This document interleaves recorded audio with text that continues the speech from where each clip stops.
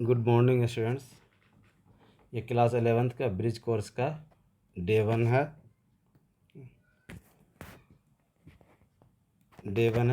इसमें है, अब हम लोग ये फर्स्ट क्वेश्चन है A upon B whole upon C upon D is equal to A D upon B C, ये ट्रू और फॉल्स है।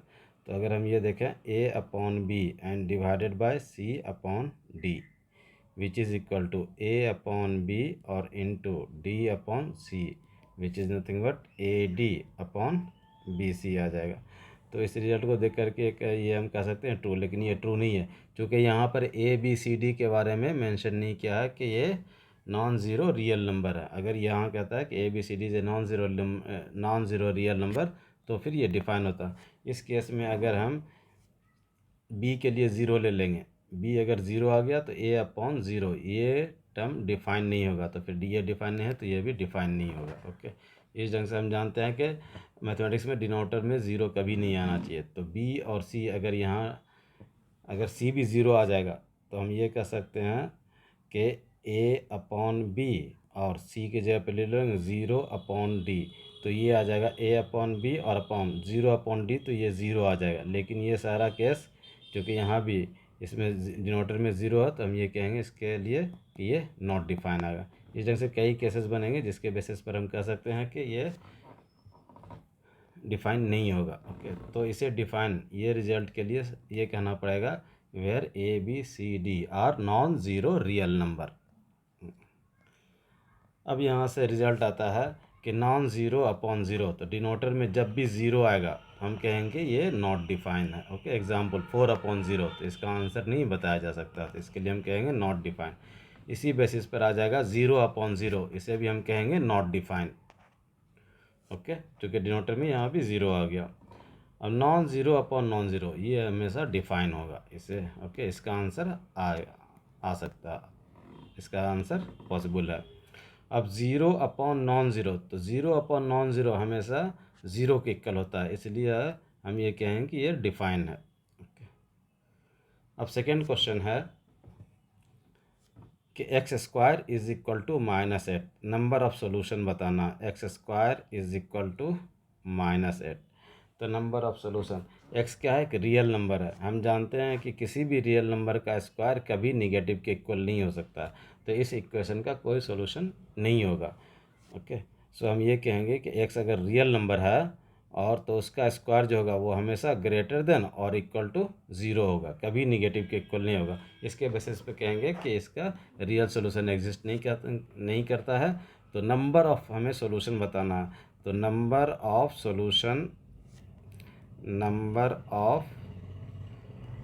Solution will be equal to क्या आ जाएगा, ज़ीरो आ जाएगा। नो सोल्यूशन को अगर क्या फाइंड द सोल्यूशन तो आंसर आ जाएगा नो सोल्यूशन, और नंबर ऑफ सोल्यूशन अगर बताना है तो ज़ीरो सोल्यूशन, एक भी सोल्यूशन नहीं है तो उसे हम क्या कहेंगे, ज़ीरो सोल्यूशन।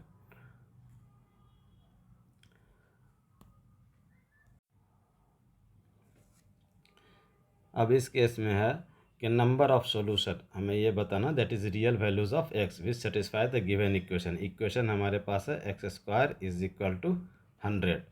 तो एक्स रियल नंबर है, उसका स्क्वायर हमेशा पॉजिटिव या ज़ीरो और ग्रेटर देन ज़ीरो के इक्वल होगा। तो यहाँ 100 है जो कि ज़ीरो से ग्रेटर है, तो ऑब्वियसली इसमें एक्स का वैल्यूज़ पॉसिबल है। तो एक्स को जब हम सॉल्व करेंगे तो एक्स इज इक्वल टू लिखेंगे, जब भी स्क्वायर को हम राइट साइड लाएंगे तो प्लस और माइनस रूट देंगे उस पर, तो विच इज़ प्लस और minus √100 which is equal to plus और माइनस √100 का जो आंसर आ जाएगा वो 10 आ जाएगा। तो इसमें दो एक्स के दो वैल्यूज़ आए, एक +10 है और एक -10 है। तो इस केस में हम नंबर ऑफ सोल्यूशन बताएंगे तो आंसर आ जाएगा, नंबर ऑफ सोल्यूशन कितने आ जाएंगे, ये 2 आ जाएंगे।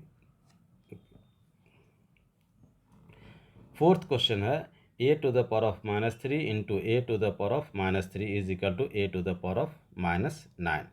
तो ये जो है आंसर इसका क्या आएगा, ये फॉल्स आ जाएगा, क्योंकि हम लॉज ऑफ एक्सपोनेंट में हम पढ़े हैं कि a⁻m into a⁻n is equal to, जब बेस सेम है तो पावर ऐड हो जाता है, a⁻m + n आ जाएगा। ओके, इस बेसिस पर इसका जो आंसर आ जाएगा वो, तो हम ये क्या कहेंगे, इसका जो आंसर आ जाएगा वो फॉल्स आ जाएगा।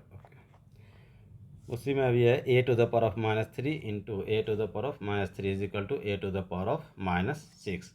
तो ये ट्रू और फॉल्स, तो इसी के इस रूल के बेसिस पर हम ये कहेंगे ये क्या आ जाएगा, ये ट्रू आ जाएगा, ये ट्रू होगा आंसर इसका। नेक्स्ट क्वेश्चन 6 है 100x plus 5y plus 7z whole upon x is equal to 100 plus 5y plus 7z। तो यहाँ x और x को कैंसिल करके ये आंसर लिखा गया। तो ये कहना है कि ये ट्रू है या फॉल्स है, तो इसका आंसर आ जाएगा फॉल्स।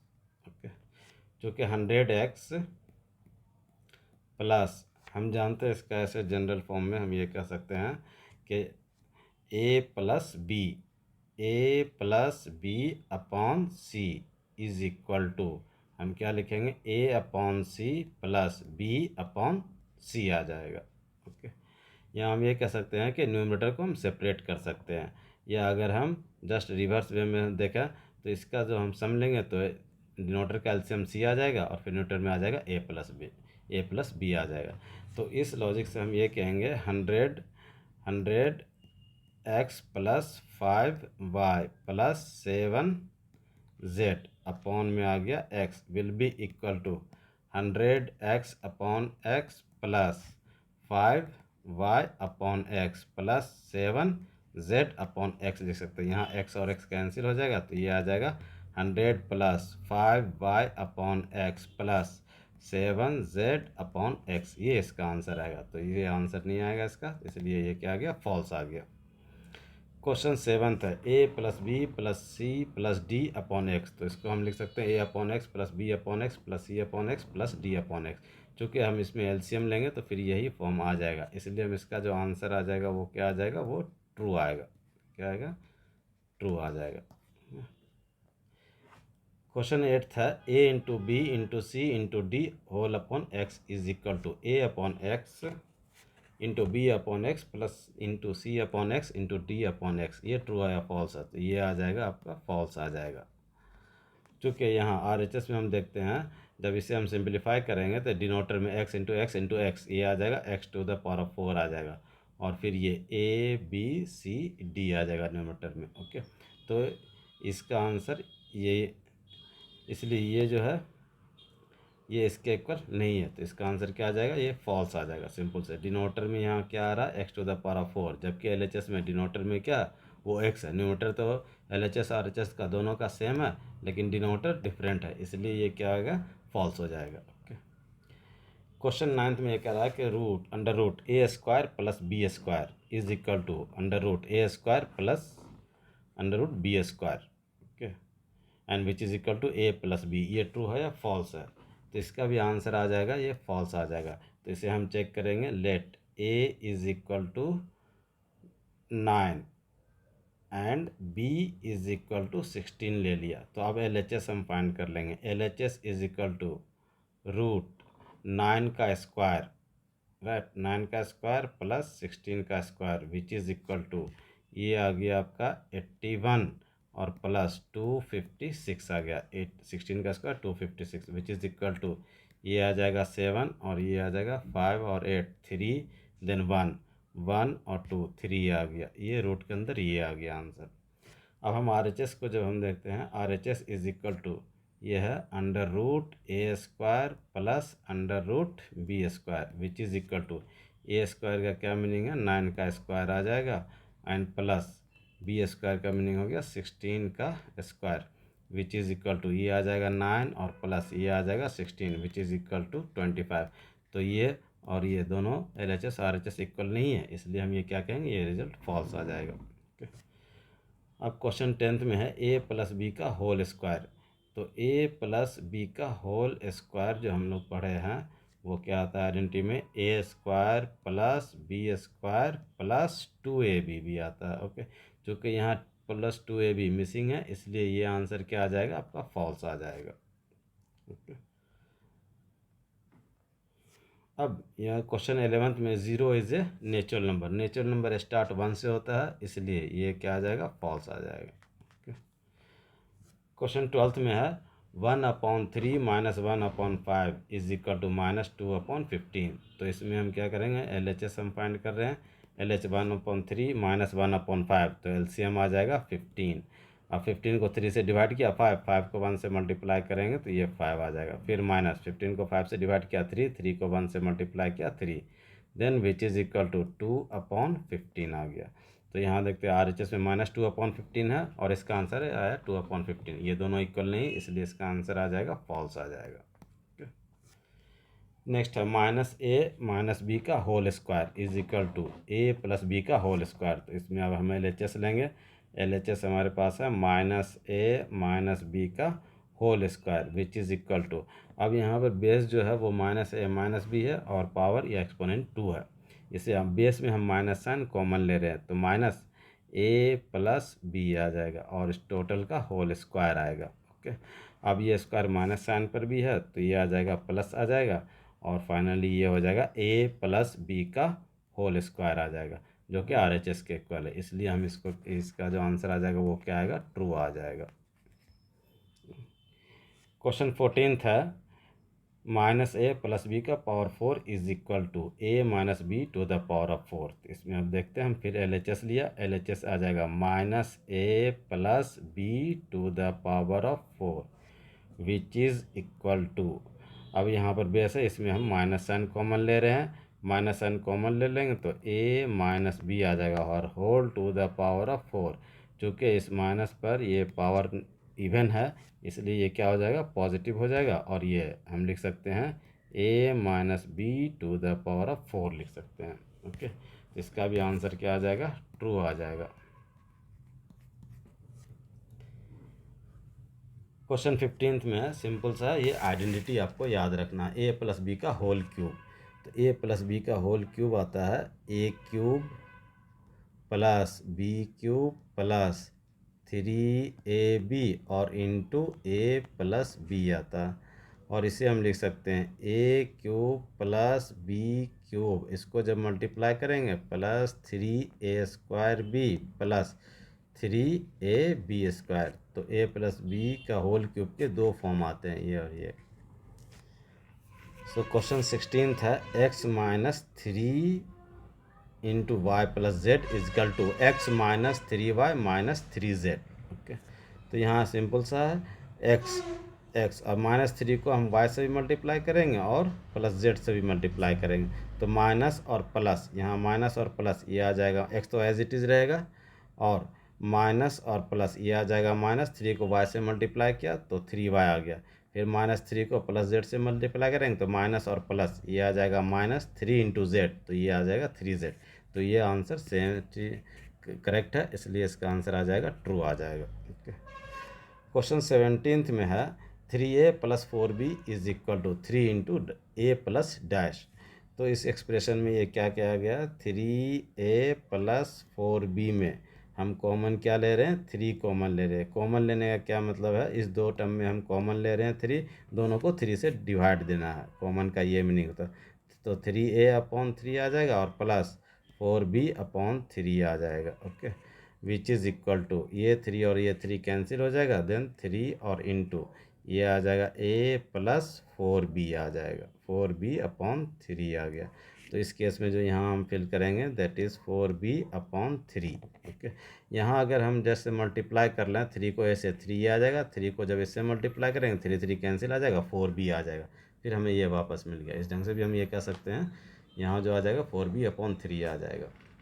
नेक्स्ट क्वेश्चन 18 में है 3a + b का whole square is equal to, यहाँ डैश आपको फिल करने हैं, इंटू a + b/3 का होल स्क्वायर। तो LHS हम ले लेंगे, यहाँ LHS हमारे पास है 3a + b का होल स्क्वायर। तो यहाँ बेस है 3a + b, इसमें हम कॉमन ले रहे हैं, 3 कॉमन ले रहे हैं तो 3 से इससे डिवाइड दिया तो ये a आ गया, 3 को जब इससे डिवाइड करेंगे तो b/3 आ गया और इस पर क्या होल स्क्वायर है विच इज़ इक्वल टू 3 का स्क्वायर आ गया 9 और इंटू इस पर स्क्वायर लेंगे दैट इज़ a + b/3 का होल स्क्वायर आ गया। ओके, तो यहाँ जो फिल करेंगे हम, ये क्या आएगा आंसर, यहाँ 9 फिल करेंगे। ओके, नेक्स्ट है solve the quadratic equation by any method. तो इसे हम 2 मेथड से सॉल्व करेंगे। मेथड 1 आ जाएगा वो factorisation method, x² + 4x is equal to 0 आ गया। तो हम फैक्टराइजेशन मेथड में x कॉमन ले लेंगे तो x plus 4 is equal to 0। तो यहाँ से आ जाएगा आपका x इज इक्वल टू 0, एक आंसर ये आ गया। फिर और x plus 4 is equal to 0, तो यहाँ से आ जाएगा x इज इक्वल टू -4 आ गया। ओके, फिर मेथड टू है कंप्लीटिंग द स्क्वायर मेथड। हम यहाँ यूज़ कर सकते हैं A square plus 4x is equal to 0 है। ओके, तो x के लिए हम ये लिख लेंगे x का होल स्क्वायर प्लस, अब कंप्लीटिंग द स्क्वायर मेथड में x का जो कोफिशिएंट यहाँ 4 है उसे 2 से डिवाइड दिए तो 4/2 ये 2 आ गया। तो पहले यहाँ ये x का स्क्वायर 4x लिखा, अब इसमें ऐड करना रहता है, दैट इज़ x का जो कोफिशिएंट है 4 उसे 2 से हमेशा डिवाइड देंगे। तो 4 को 2 से डिवाइड किया 2, तो 2 के स्क्वायर को हम ऐड करेंगे LHS में भी और फिर RHS में भी ऐड करना होगा। ये अब ये जो आ जाएगा ये आइडेंटिटी के फॉर्म में आ जाएगा, दैट इज़ x प्लस 2 का whole square which is equal to, ये आ गया 4 आ गया। ओके, अब यहाँ से हम लिख सकते हैं x plus 2 is equal to, square को जब हम सेट भेजेंगे तो प्लस और माइनस √4 आ गया विच इज़ इक्वल टू प्लस और -2 आ गया। ओके, सो इसके बाद हम केस 1 ले लेंगे यहाँ, दैट इज़ केस 1 आ जाएगा x plus 2 is equal to 2 आ जाएगा, therefore x is equal to 2 को सेट भेजेंगे 2 - 2 ये 0 आ गया। तो ये यहाँ से ये वेरीफाई हो गया। फिर केस 2 में हम लेंगे x plus 2 is equal to -2, तो यहाँ से आ जाएगा x इक्वल टू -2 और -2, तो x इज इक्वल टू -4, तो ये वेरीफाई हो गया यहाँ से। Solve the quadratic equation by any method, तो किसी भी क्वाड्रेटिक इक्वेशन को 3 मेथड से हम सॉल्व कर सकते हैं, factorisation method, completing the square method and फार्मूले मेथड। ओके, सो अब हम फैक्टराइजेशन मेथड से हम जब सॉल्व करेंगे x² plus 5x plus 6 is equal to 0, तो x के कोफिशिएंट x स्क्वायर का कोफिशिएंट 1 को 6 से मल्टीप्लाई किया, ये 6 आ गया। 6 को 2 नंबर में डिवाइड करना है, ओके, स्प्लिट करना है, दैट इज़ 2 और 3 ले लेंगे। 2 × 3 6 आना चाहिए और इस दोनों को ऐड करने पर आना चाहिए, ये 5 आना चाहिए, तो ये ले सकते हैं। तो ये आ जाएगा x², स्प्लिटिंग मिडिल टर्म से हम सॉल्व करेंगे तो प्लस 2x आ जाएगा और प्लस 3x आ गया, प्लस 6 इज इक्वल टू 0 आ गया। अब हम कॉमन लेंगे, that is x plus 2 plus 3 common ले लेंगे तो x plus 2 is equal to 0। अब हम फिर इस दोनों में कॉमन लेंगे x प्लस 2 और into x plus 3 is equal to 0, तो यहाँ से आ जाएगा आपका x plus 2 is equal to 0 और x plus 3 is equal to 0, then x is equal to -2 और x इज इक्वल टू -3 आ जाएगा। ये दो आंसर आ गया फैक्टराइजेशन मेथड से। सेकेंड मेथड अब हम यूज़ करेंगे वह completing the square method. Okay, completing the square method में हम क्या करेंगे, ये x² का टर्म को और x के टर्म को LHS में लिखा, कांस्टेंट को हम पहले RHS में लाया, तो ये आ गया -6 आ गया। अब नेक्स्ट है x² का कोफिशिएंट 1 होना चाहिए, तो यहाँ ऑलरेडी 1 है। नेक्स्ट है x का जो कोफिशिएंट 5 है उसको 1/2 से मल्टीप्लाई करेंगे 1/2 से, तो ये आ गया 5/2। अब हम ऐड करेंगे on adding on both the sides, adding on both sides, that is adding 5/2 का whole square on both sides, तो ये आ जाएगा x² प्लस 5x और प्लस 5/2 का स्क्वायर आ गया is equal to -6 and plus 5/2 का होल स्क्वायर आ गया। तो ये आइडेंटिटी के फॉर्म में आ गया, a² यहाँ है और b² यहाँ आ जाएगा, प्लस 2ab से ये आ जाएगा, तो हम इसे लिख सकते हैं x प्लस 5/2 का होल स्क्वायर लिख सकते हैं which is equal to -6 and plus 25/4 which is equal to, LCM ले लिया, ये 4 ले लिया। ओके, सो ये आ जाएगा -24 plus 25 which is equal to 1/4 आ गया। अब हम इस स्क्वायर को साइड भेजेंगे तो लिख सकते हैं x plus 5/2 is equal to plus और minus √1/4 which is equal to plus और माइनस 1/2 आ गया। ओके, केस 1 आ गया। दैट इज़ अब हम एक बार x plus 5/2 is equal to 1/2 plus sign consider किया तो यहाँ से आ गया x is equal to 1/2 minus 5/2 which is equal to, ये एलसीएम आ जाएगा 2 1 और -5 which is equal to -4/2 that is -2 आ गया। तो एक आंसर यहाँ से वेरीफाई हो गया। अब केस 2 में हम माइनस साइन कंसिडर करेंगे। That is x plus 5/2 is equal to -1/2। तो यहाँ से आ जाएगा आपका x इज इक्वल टू -1/2 और -5/2 which is equal to, LCM आ जाएगा 2 आ जाएगा, that is -1 -5। So x is equal to आ जाएगा -6/2 विच इज़ इक्वल टू -3 आ जाएगा। तो सेकेंड यहाँ से वेरीफाई हो गया। ओके, मेथड हम कुछ भी यूज़ करें आंसर सेम आना चाहिए तभी ये करेक्ट होगा। ओके, इसको फार्मूले मेथड से भी हम सॉल्व कर सकते हैं। फार्मूले मेथड में ये क्या है कि फार्मूला होता है x is equal to -b plus minus √d/2a आता है। ओके, तो a और b c ये स्टैंडर्ड इक्वेशन है क्वाड्रेटिक का। ax² plus bx plus c is equal to 0 आ गया। x² का कोफिशिएंट a होता है, x का कोफिशिएंट b और कांस्टेंट टर्म को c कहते हैं। तो गिवन जो इक्वेशन है उससे हम a b c फाइंड कर लेंगे। x² का कोफिशिएंट 1 है तो यहाँ आ जाएगा आपका a इज इक्वल टू 1 और b is equal to 5 and c is equal to 6 आ जाएगा। तो a b c से हम सबसे पहले d फाइंड करेंगे। ओके, तो d के लिए फार्मूला होता है b² minus 4ac which is equal to, b हमारे पास है दैट इज़ 5, तो ये आ गया 5 का स्क्वायर और -4 इंटू 1 और इंटू ये 6 आ गया। 6, तो which is equal to 25 minus 24 which is equal to 1 आ गया।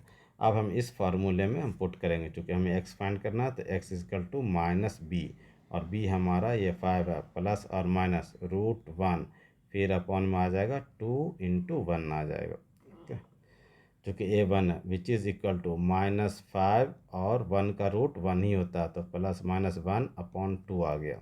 अब हम दो केस लेकर के सॉल्व करेंगे तो यहाँ से हम ये कह सकते हैं केस 1 में ले लिया x is equal to -5 plus 1/2 तो -4/2 तो ये आ जाएगा -2 आ जाएगा। और केस 2 आ गया x is equal to -5 minus 1/2 that is -6/2 तो ये आ गया -3 आ जाएगा आंसर।